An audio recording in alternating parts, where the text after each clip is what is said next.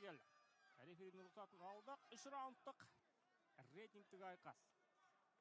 Қаныбек Жаныбекұлы көк бұрыштан, қызыл бұрыштан Рүстем Құдайбергенов. Кеттік.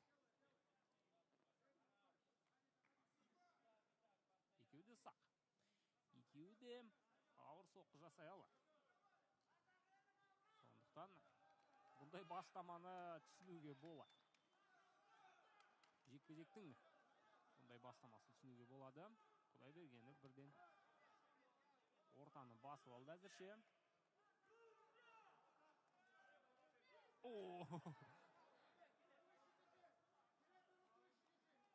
Жақсы мүмкіншілікті көріп бірден басып. Міне тағы да дәл сол шабуылға айталады. Нацелен один жесткий. Какой-то удар, скорее всего. Рустем Құдайбергенов. Вот на попадание. Қаныбек. Очень опытный парень. Кажется, просто не осталось файтера, с кем бы Қаныбек не дрался. Қаныбек нокдаундар көп жасайтын спортшылардың бірі екенін ұмытпайық.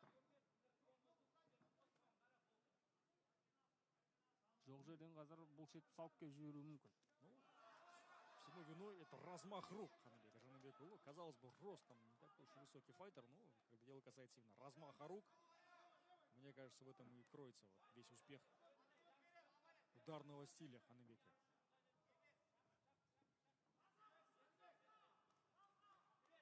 Антропометриясының ерекшелігін бірден аңғаруға болатын шығар. Міне тағы да оң қолмен тігінен соққы. Құдайбергеновтың орнауында.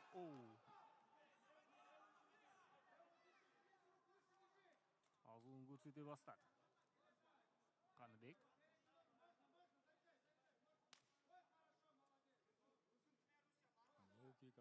Қаныбека. Нақты бір жоспар бар сияқты. Бапкер айтқан кезде ғана аяқты қоса бастады. Не енді болады деген кезде аяқты қосты. Нога кик передней ногой. Мне кажется, не был готов Қаныбек.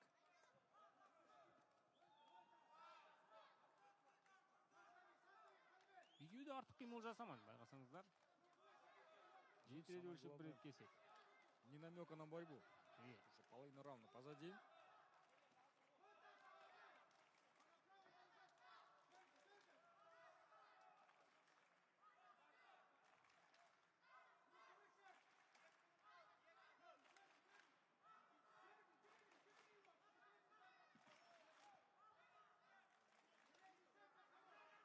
Ортаны қадағалап отырған Құдайбергенов.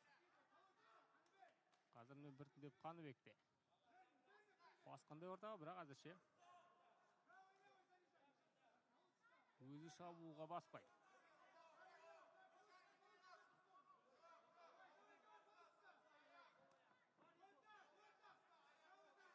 Кик от Қаныбека.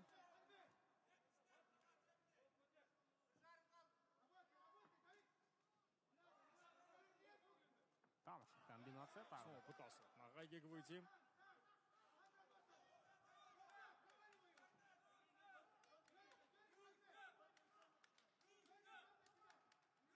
Ортаны басып алды. Қаныбек қазір қарсыласты. Айналып жүріп шабуылдауға мәжбүр. Ашық ұрысқа әзірше барғысы келмейді. Рүстем күтіп отырғанда осы сияқты. Күтіп отырғанда ашық ұрыс болуы керек. Міне. Неплохо здесь справа. Достал ударом. Қаныбек. Жаныбекұлы.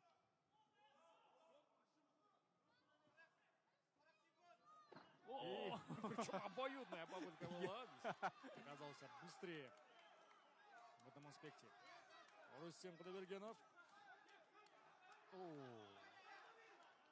Өте қауіпті көрінген, шыны керек. Міне қазір сәл жетпей қалды.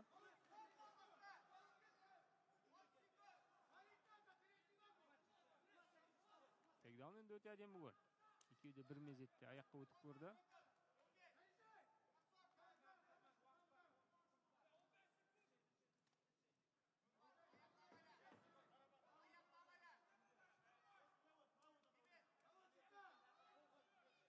Последние секунды первого раунда. как оценивать? Может, Не. тейкдаун как раз таки и будет решающим Қорытындылау по қиын итогу енді. первого раунда. Қалған 3 раунд осындай болса қайтеміз. Қалған 2 раунд кешіңдер.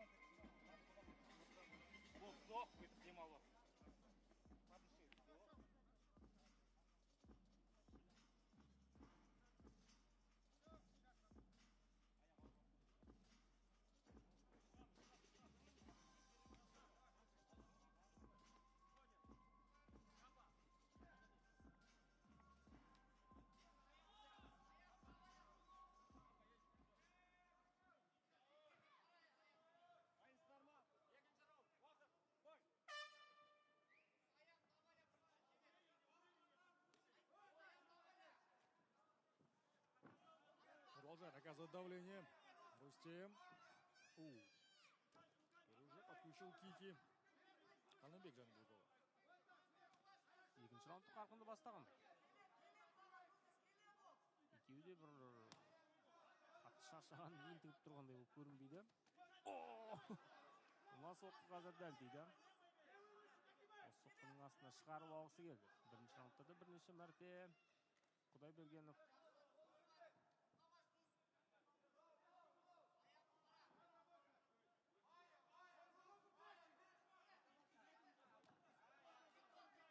Кик от бывшего чемпиона. Міне Қаныбектің өзі қазір қыса бастады. Қарсыласты, бірақ әзірше нәтиже жоқ. Очень точным оказался.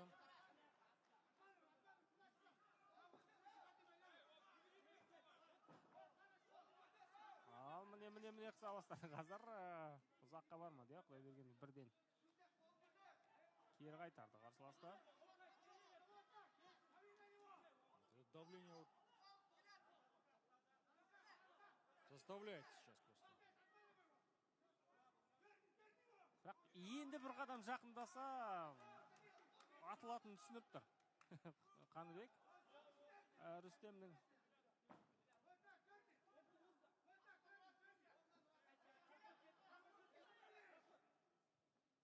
Ну и вот опять-таки прессинг, но без ударов, без атак.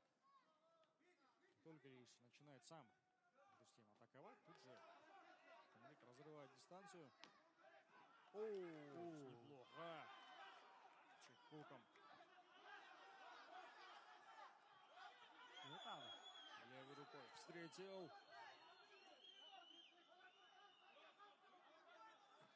Малстан смог растянуть. Отбрасывание очередное. Как по книжке.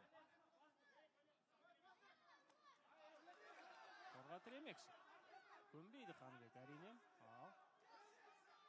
Ортада тұрып не істейді екен? Көрейік. Қаныбек ұтымды жақсықай алғандай мына жерде. Болмады. И теперь уже перевод от Қаныбека. Во втором раунде. За 2 минуты до окончания второго раунда. Бұл тейкдаун қазір жекпе-жектің өрнегін өзгертуі мүмкін. Қаныбек не істейді бұл жерде?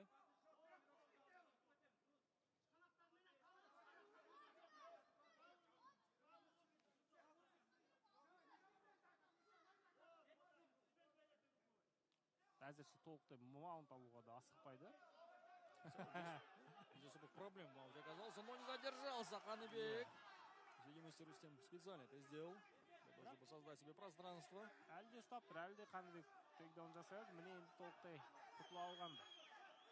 Рустем Құдайбергенов қарсыласына көп мүмкіншілік беріп қойған түсініп отыр. Сондықтан атыл. Міне тағы да.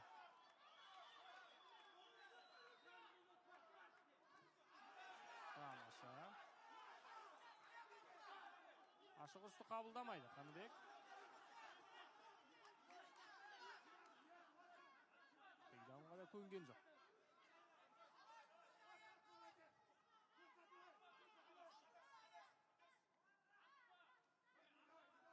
Тамаша. Және бір аяқтан алмақшы, түсінуімше. Құдайбергенов.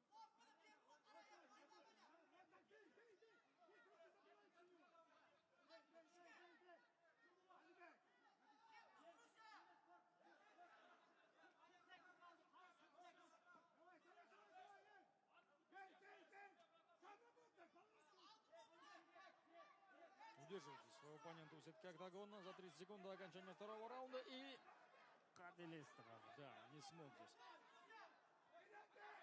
Сразу же занять позицию после проведения тейкдауна. Рустем. Керісінше, қазір раундтың соңын Қаныбекке беріп қойғандай. Жасайды. Иә, бар. Қаныбек, ну, забирает, мне кажется, второй раунд. Уверен. Бұл тейкдаун сол екінші раундқа нүкте қойғандай.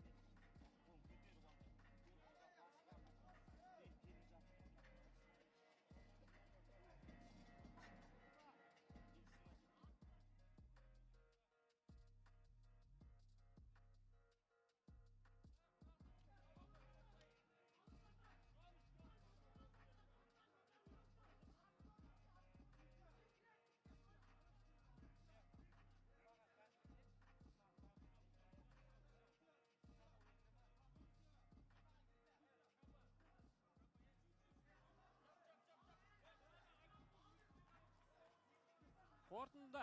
Үшінші раунд. Алғаш екі раундты қорытындылау өте қиын. Шынымен де, бір-біріне лайықты қарсыластар. Алдағы 5 минут бізде шешуші болады, құрметті көрермен. Дәл осы 5 минуттықта біз бұл жекпе-жектің жеңімпазын анықтайтын түріміз бар.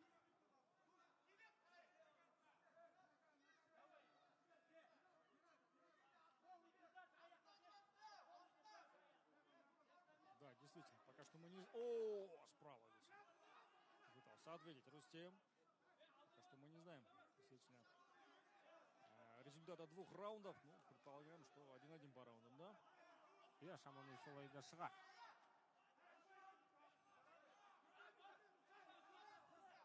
Калфикке өте қауіпті көрінеді.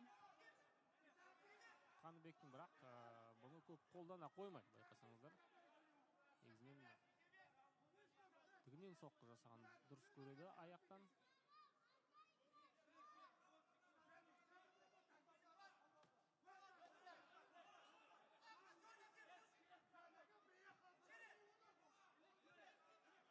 Отбил уже переднюю ногу. Рустем. Иә, сесен мынандай. Ол киктер өте қауіпті көрінеді. Таза же. Точно. Аккуратно работает в этом. О, справа. Ой, ответил Рустем. Қуып жеткенде, иә, соққымен кәдімгі. Догнал все-таки ударом, и третий раунд уже более конкретный, чем предыдущие два мы наблюдаем с вами.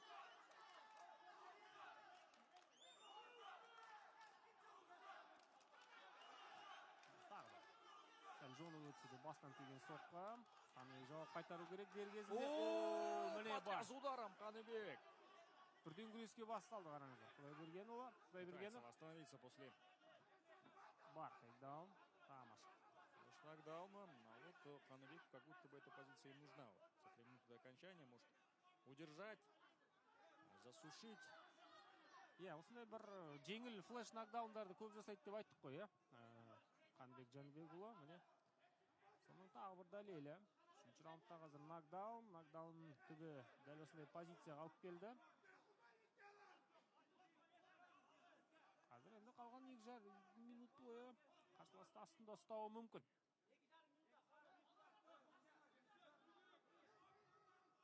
Қаныбек қолға ұрту әдісіне көшті. Тіпті қараңыздар, енді мұны атыстан жасай алады ма? Айту қиын. Рискнул здесь. Рисковал, конечно. И риск не оправдался. Бірақ соның өзінде де позицияны сақтап қалды, қараңыздар. Рүстемнің логикасын түсіну қиын бұл жерде. Не үшін аяқтан алуға тырысты бұл жерде? Аяққа ұрту әдісін жасамақшы болды, түсінемізше. Тізе дәлірек айтсақ. Сөйтем деп не тағы да қарсыластың астында қалды.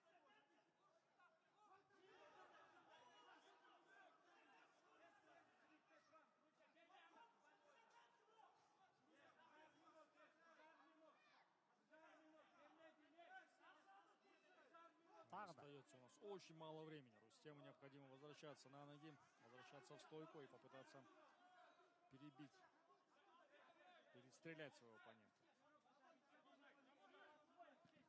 Қарсыласты жерде ұстау ыңғайлы болу үшін қазір гардты өзі кіріп алды, Қаныбек. Ну, не торопится, кстати, улучшать свою позицию, если он комфортно себя чувствует. Аяққа тұрып, қазір соққы жасап отырса да әрине. Меньше минуты. Рустему этого должно хватить. Но позволит ли Ханыбек попасть по себе? Солғы. Ұпай түгел. Боп көрінеді енді Қаныбекті. Төрешілер қалай есептейтінін білмеймін.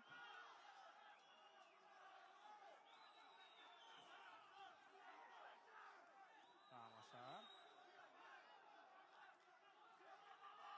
Тәуекел. Күтеміз енді. Құдайбергеновтен, бірақ тейкдаунның қатты қажеті жоқ бұл жерде. Керісінше. Ханыбек пытается, и вот для него как раз таки тейкдаун. Здесь уже будет точно нужен. Закрывает он вопрос, кажется, с именем победителя в этом поединке. Заряжающим тейкдауном в 3-м раунде. Ханыбектің еншісінде кеткендей. Төрешілердің шешімін күтеміз.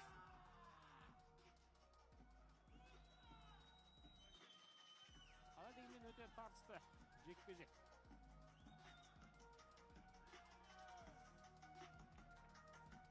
Енді сөз төрешілерде.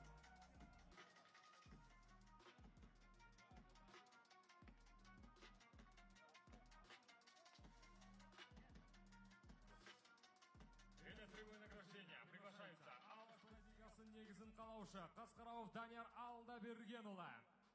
Приглашается директор по развитию Олимпед Казахстан Абзал Калиев. Спорт жанашыры Бянху Мухаммед. Президент Лиги Алашпайт Алимжан Биктаев. Президент Алашпайт Туркестан Мурат Аханов. Добро пожаловать в октагон.